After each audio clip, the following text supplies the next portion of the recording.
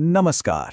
आज हम एक ऐसी दिव्य यात्रा पर चलने वाले हैं, एक ऐसे महान संत की कहानी जिन्होंने सिर्फ 32 साल की उम्र में पूरे भारत के आध्यात्मिक सोच को हमेशा के लिए बदल दिया। सोचिए, केरल के एक छोटे से गांव कालडी से लेकर हिमालय की ऊंची बर्फीली चोटियों तक। तो आइए श्री आदि शंकराचार्य की इस अद्भुत यात्रा को साथ मिलकर समझते हैं।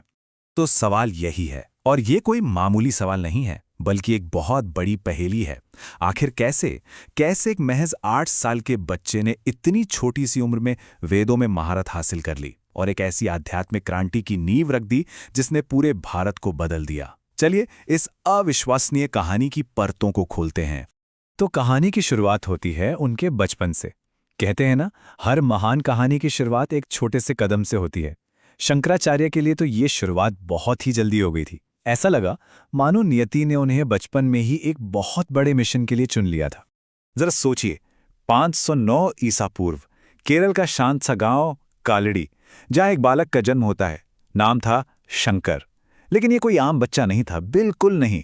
जहां बाकी बच्चे खेलकूद में मगन रहते थे, वहीं शंकर ने सिर्फ 8 साल की उम्र में चारों वेदों का पूरा ज्ञान हासिल कर लिया था। अविश्वसनीय है ना? पर उनकी जिंदगी का सबसे बड़ा, सबसे नाटकीय मोड़ तब आया जब पेरियार नदी में एक मगरमच्छ ने उनका पैर जकड़ लिया। वो एक ऐसा पल था, जीवन और मृत्यु के बीच का, जिसने सब कुछ बदल कर रख दिया। मौत सामने खड़ी थी, पर उस 8 साल के बच्चे ने हिम्मत नहीं हारी। उसने अपनी माँ से कहा, माँ, अगर आप मुझे संन्यास लेने की इजाजत दे देंगी तो शायद ये मगरमच्छ मुझे छोड़ देगा। सोच कर देखिए, एक माँ के लिए ये कितना मुश्किल फैसला रहा होगा। पर माँ के उस एक हाँ ने न सिर्फ शंकर की जान बचाई, बल्कि पूरे भारत के आध्यात्मिक भविष्य की दिशा ही तय कर दी। और बस यहीं से शुरू हुई एक 8 साल के बच्चे की अकेली, असाधारण आध्यात्मिक यात्रा। तो घर तो छोड़ दिया, पर अब अगला कदम क्या था? उनका लक्ष्य था एक सच्चे गुरु की खोज। एक ऐसे गुरु की जो उन्हें ज्ञान के उस अथाह सागर में गोता लगाने में मदद कर सकें, जिसकी उन्हें तलाश थी। और इस खोज के लिए उन्होंने एक ऐसी यात्रा शुरू की जिसके बारे में आज हम सोच भी नहीं सकते। 2000 किलोमीटर। जी, पूरे 2000 किलोमीटर। जरा आंखें बंद करके सोचिए, एक छोटा सा बच्चा पैदल भारत के एक कोने से दूसरे कोने तक, घने जंगल, ऊंचे पहाड़, उफनती नदियां, सब पार करते हुए, और इस सफर में लगे 4 से 5 साल। ये सब कुछ सिर्फ एक लक्ष्य के लिए, अपने गुरु श्री गोविंद भगवत्पाद से मिलने के लिए।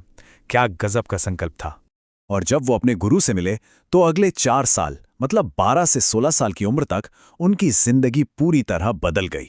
उन्होंने अपने गुरु के सानिध्य में उपनिषदों, ब्रह्म सूत्रों और भगवत गीता का इतना गहरा अध्ययन किया कि उनके गुरु ने भी पहचान लिया कि ये कोई साधारण शिष्य नहीं, बल्कि एक दिव्य अवतार हैं। और तभी गुरु ने उन्हें उनका जीवन लक्ष्य दिया, अद्वैत वेदांत के महान दर्शन को स्थापित करना और उसे पूरे भारत में फैलाना।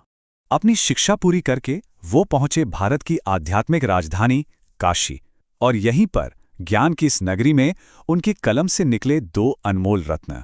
एक तरफ विवेक चूड़ामणि जैसा गहन दार्शनिक ग्रंथ जो ज्ञान का शिखर है, और दूसरी तरफ भज गोविंदम जैसा सरल, दिल को छू लेने वाला भजन जो आज भी हर किसी की जुबान पर है। अब बारी थी उनकी जिंदगी की सबसे बड़ी बौद्धिक चुनौती की। इसे सिर्फ एक बहस कहना गलत होगा, ये तो विचारों का एक महासंग्राम था। एक ऐसा शास्त्रार्थ जिसने आने वाली कई सदियों के लिए भारतीय दर्शन की दिशा तय कर दी। और ये मुकाबला था उस समय के महानतम विद्वान मंडन मिश्र के साथ। तो देखिए, ये असल में 2 अलग-अलग विचारधाराओं की टक्कर थी। एक तरफ थे आदि शंकराचार्य, जिनका कहना था कि परम सत्य यानी ब्रह्म एक है और उसे पाने का रास्ता ज्ञान मार्ग है। दूसरी तरफ थे मंडन मिश्र, जो मानते थे कि आध्यात्मिक प्रगति के लिए वेदों में बताए गए कर्मकांड और यज्ञ सबसे जरूरी हैं। तो असली सवाल ये था, श्रेष्ठ क्या है, ज्ञान मार्ग या कर्म मार्ग? इस महाबहस में शंकराचार्य ने 4 ऐसे मजबूत तर्क रखे जिसने सब कुछ बदल दिया। पहला, कि ब्रह्म निर्गुण है, यानी उसका कोई रूप या गुण नहीं होता। दूसरा, वेदों का असली उद्देश्य कर्मकांड नहीं बल्कि ज्ञान देना है। तीसरा, कि मोक्ष सिर्फ और सिर्फ ज्ञान से ही संभव है। और चौथा, सबसे जरूरी तर्क, कि हमारी आत्मा और वो परम ब्रह्म 2 नहीं बल्कि एक ही हैं। और इस शास्त्रार्थ का जो नतीजा निकला वो सचमुच हैरान करने वाला था। इतने बड़े विद्वान मंडन मिश्र ने अपनी हार मानी और शंकराचार्य के शिष्य बन गए। सोचिए, और उनका नया नाम रखा गया सुरेश्वराचार्य। ये सिर्फ एक बहस की जीत नहीं थी, ये ज्ञान की अहंकार पर सबसे बड़ी जीत थी। तो इस ऐतिहासिक जीत के बाद शंकराचार्य का अगला मिशन और भी बड़ा था। अब उन्हें अपने ज्ञान को, अपने दर्शन को एक ऐसा संस्थागत रूप देना था जो सदियों तक, आने वाली अनगिनत पीढ़ियों का मार्गदर्शन करता रहे। और इसके लिए उन्होंने शुरू की अपनी दिग्विजय यात्रा। ये कोई साधारण यात्रा नहीं थी, ये 16 साल लंबा एक मिशन था, जिसका मकसद था पूरे भारत को अद्वैत वेदांत के एक धागे में पिरोना। और इसी यात्रा के दौरान उन्होंने भारत के चारों कोनों में ज्ञान के 4 मजबूत स्तंभ खड़े किए, जिन्हें हम आज 4 मठों के नाम से जानते हैं। ये 4 मठ हैं: दक्षिण में श्रृंगेरी मठ, पूर्व में पुरी का गोवर्धन मठ, पश्चिम में द्वारका का शारदा मठ और उत्तर में बद्रीनाथ का ज्योतिर्मठ। हर मठ को एक वेद की जिम्मेदारी सौंपी गई और हर मठ को एक महावाक्य दिया गया। जैसे श्रृंगेरी को मिला यजुर्वेद और महावाक्य अहम ब्रह्मास्मि, यानी मैं ही ब्रह्म हूं। इन्हीं मठों ने आज तक वैदिक ज्ञान की मशाल को जलाए रखा है। चलिए, अब हम शंकराचार्य के जीवन के अंतिम पड़ाव पर चलते हैं।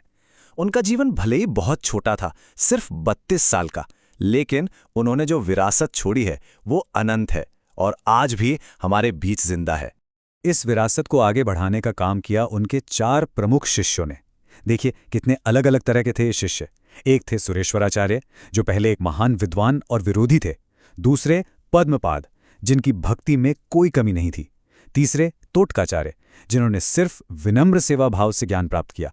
और चौथे हस्तामलक, जिन्हें तो जैसे जन्म से ही आत्मज्ञान था।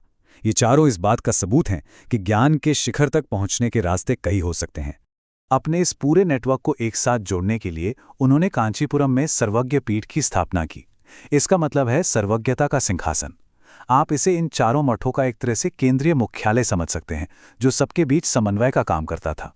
और फिर वो पल आया, सिर्फ 32 साल की उम्र में, हिमालय की शांत गोद में, केदारनाथ की पावन धरती पर आदि शंकराचार्य ने अपनी इच्छा से अपने नश्वर शरीर को त्याग दिया और महासमाधि में लीन हो गए। ये कोई अंत नहीं था, ये तो अपनी यात्रा पूरी करके अनंत में मिल जाना था। तो एक नजर डालते हैं इस दिव्य जीवन पर। 8 साल की उम्र में सन्यास, 16 साल की उम्र में अपने मिशन की शुरुआत, ऐतिहासिक शास्त्रार्थ में अद्वैत वेदांत की सर्वोच्चता को साबित किया, 4 मठों की स्थापना करके एक ऐसी विरासत बनाई जो आज भी कायम है, और सिर्फ 32 साल की उम्र में केदारनाथ में महासमाधि। ये कहानी हमें यही सिखाती है कि जीवन कितना लंबा है ये जरूरी नहीं, जरूरी ये है कि वो कितना गहरा और उद्देश्यपूर्ण है। यहाँ ये बताना बहुत जरूरी है कि इस प्रस्तुति की सामग्री आदि शंकराचार्य के दिव्य जीवन की केवल एक झलक मात्र है, और ये उनके जीवन में हुई घटनाओं का कोई संपूर्ण विवरण नहीं है।